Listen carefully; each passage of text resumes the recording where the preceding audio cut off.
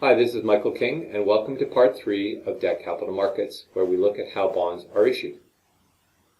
Let's take a step back and look at the size of U.S. capital markets and bonds issued by corporations known as corporates. As you can see, in the year 2018, there was issuance of debt and equity of $2.4 trillion, meaning bonds that were sold to the public as well as equity that was sold to the public. Bond issuance is always much larger than equity issuance because when a bond matures, it needs to be refinanced by issuing a new bond. When equity is issued, it's a perpetual security that will only be issued infrequently by a company. As a result, if you look at equity markets, issuance in 2018 was only $221 billion, of which $50 billion was the initial public offering of stocks. When you look at issuance of bonds, however, it was $2.2 trillion. Here we can see different forms of debt that are issued by corporations. We've talked about corporate debt. There are also bonds that are a hybrid between debt and equity called convertible debt. We also have securitization in the form of asset-backed securities that may be backed by credit cards, student loans, or car loans. We have mortgage-backed securities, which are backed by property. And as a result, the total amount of issuance, as we saw, was $2 trillion in 2018. Okay, so how do you price new debt? Well, what you're trying to figure out is what the yield to maturity should be on a new bond, and you're going to price it relative to a risk-free rate or benchmark. So you would look at the maturity that you want, whether it's 3, 5, 7, 10, or 30 years, and look at the risk-free rate in that maturity for the government debt. You would then add a credit spread reflecting premium that bondholders will need to be paid in order to take the risk of buying a bond that is going to potentially default. The credit risk premium is going to be related to the credit rating. In order to figure out what the risk premium should be, you either will look at bonds that are outstanding for a given company, or you will look at the yield to maturity on comparable bonds that have similar risk and features. So if you're looking at a 10-year bond for a company that has no debt outstanding, you would look at a 10-year bond from another company that has a similar rating and is operating in the same industry. Remember, some industries are cyclical and some industries are non-cyclical. You do not want to compare bonds across industries when one is cyclical and one is non-cyclical. You want to look at bonds that will behave the same way over the life of the bond. That will determine the risk spread or a credit spread that you will add. In this case, we're looking at a bond with a 1% risk premium, or 100 basis points. Added to the risk-free rate of 4%, the yield to maturity will be 5% for this bond. This spread, again, is called the credit spread, and it is usually measured in basis points, where 100 basis points is 1%. Where do you find credit spreads? You go into the bond market to where traders are trading the bonds, and you ask for the yield to maturity on bonds that are outstanding. They will typically quote you the spread for a bond as a credit spread, not in terms of its total yield. You can look on Bloomberg. You could also go on Icon. In the US, you can also use the TRACE system. Let's take a look at Enbridge. The spread on this bond was 143 basis points, or 1.43%. At the time, the 10-year risk-free Government of Canada rate was 1.76%. The yield to maturity on this bond was 3.19%. Here you can see the term sheet when this bond was issued on November 29, 2012. Notice that it's described as a medium-term note and that it had a final maturity of 2022. It was a 10-year note. Enbridge issued $350 million of bonds. The coupon on the bond was set at 3.19% per annum, payable semi-annually. So the semi-annual payments would happen on June 5th and December 5th. The spread was 143 basis points, and this was with reference to the benchmark shown, the Government of Canada bonds maturing between 2022 and 2023. The spread of 1.43% added to the rate on those bonds of 1.714% led to a total yield to maturity of 3.198%. Notice that bonds are typically issued with an original issue discount where the yield to maturity is slightly higher than the coupon.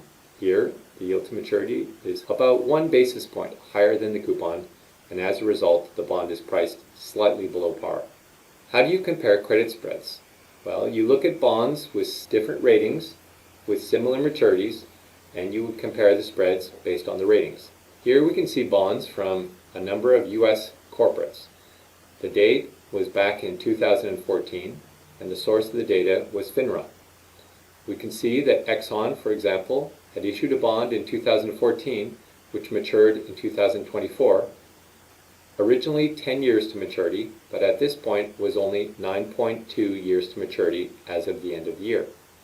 The bond was trading at a premium of 104.07, which meant that its yield to maturity was below its coupon at 2.674%. Looking at the benchmark risk-free rate and deducting it from that yield to maturity, we see that the credit spread was 50 basis points. Notice that all of these bonds have roughly 8 to 10 years of maturity.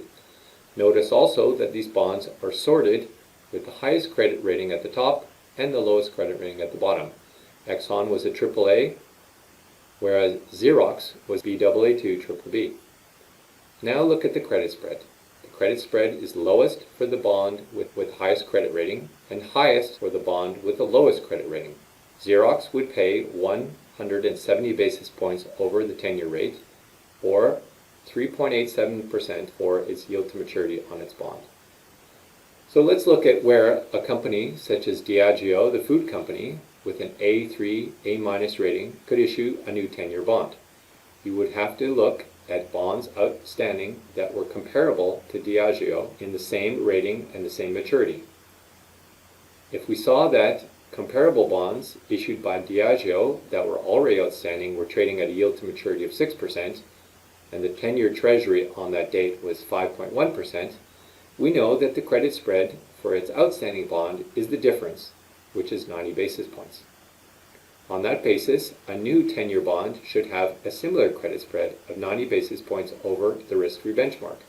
Notice that Diageo's bonds at 90 basis points are in the middle of a range of 84 to 134 basis points for other 10-year bonds.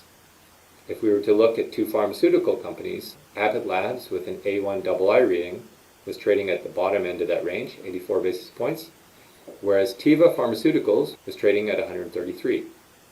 Now a new bond will typically come at the same price as an existing bond or slightly wider.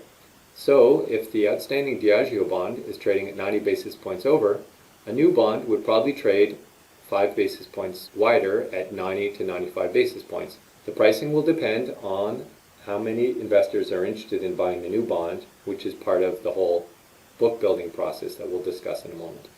So if it was priced at 95 basis points over, and the 10-year rate, government rate, was 5.1%, a new bond would be priced at 6.05% yield to maturity.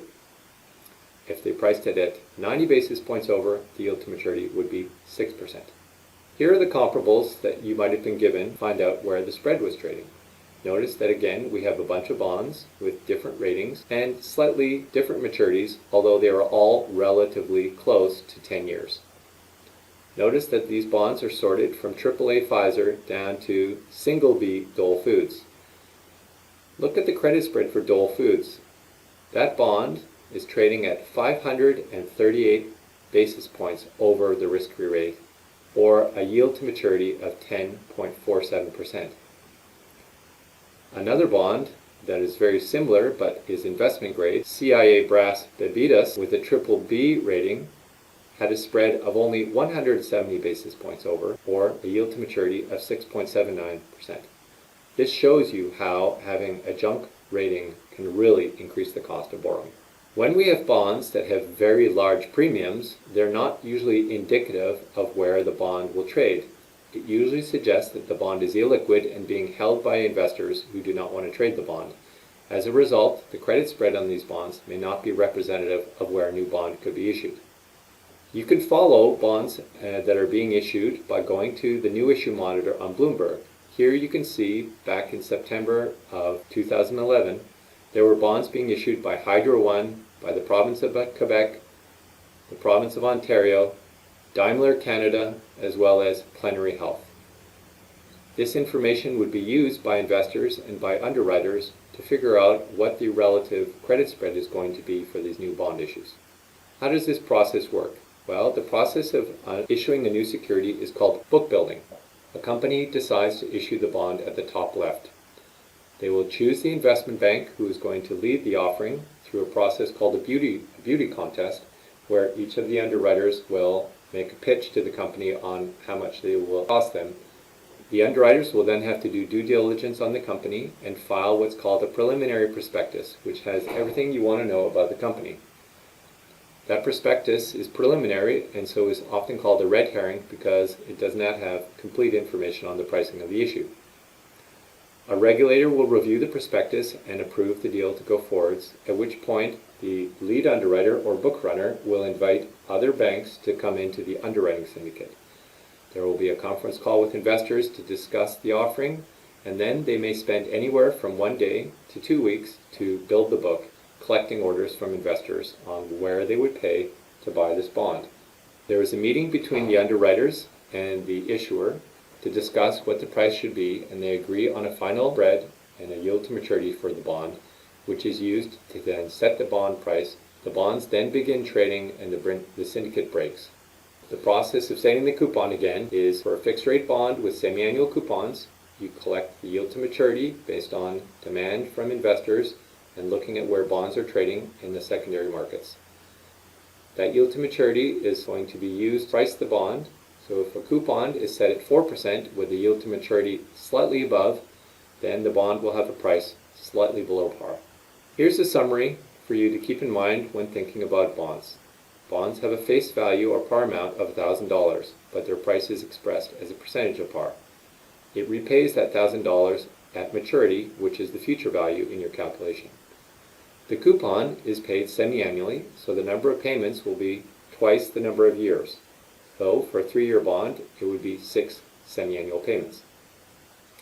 The coupon has to be calculated by taking the interest rate shown on the bond and dividing it by 2 and multiplying it by the par amount. An 8% coupon payable semi-annually would generate a $40 cash flow. Don't forget that yield to maturity is twice the discount rate. So when you use the magic formula and you put in your discount rate, you want to use the periodic rate, which is the yield to maturity adjusted for the compounding frequency. In this case, 8% divided by 2. New bonds are going to be issued at a yield to maturity which is equal to the risk-free rate plus the credit spread. That's it, and I look forward to seeing you soon.